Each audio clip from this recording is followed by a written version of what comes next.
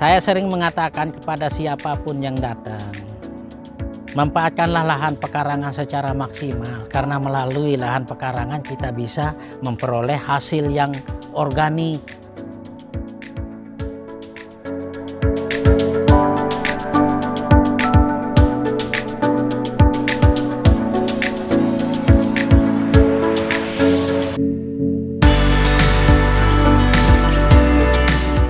Assalamualaikum warahmatullahi wabarakatuh.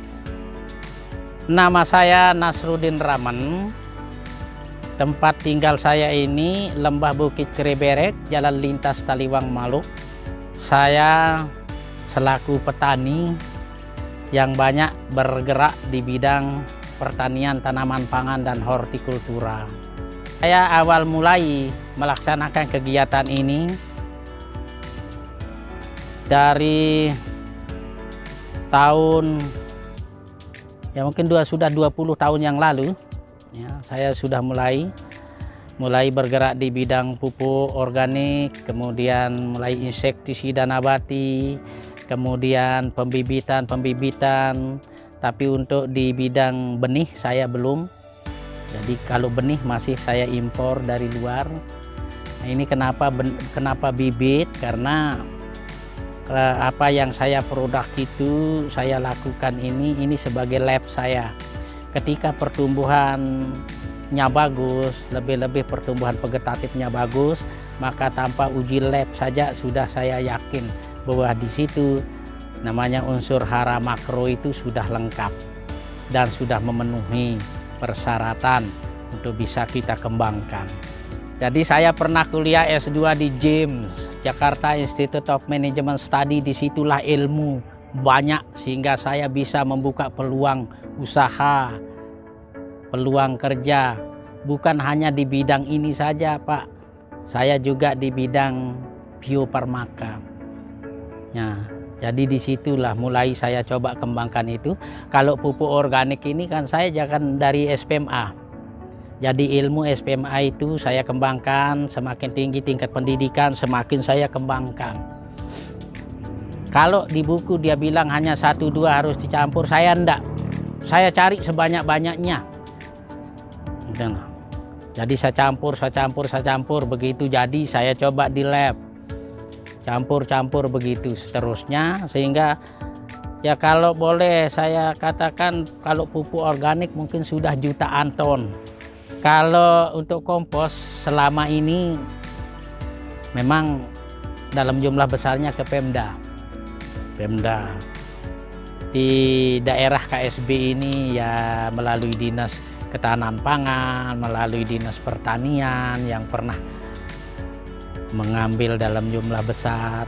Kemudian kalau ada kelompok-kelompok yang tanam buah-buahan ya di sini juga kadang belanja 1 atau 2 ton. Kalau warga petani ya kadang sekarung 2 karung begitu, tetapi rutin begitu selalu saja ada. Jadi stok harus tetap ada. Saya punya stok di sana di gudang sana. Bibit yang ada di sini yang sementara ini ada terong panjang, terong mol, ada tomat, ada cabai, ada beberapa jenis tanaman obat. Itu ada temulawak, temu ireng, temu kunci, temu naga, temu mangga, ada pokoknya semua temu-temu itu ada di sini. Kemudian laos, ada sager, ada turi merah.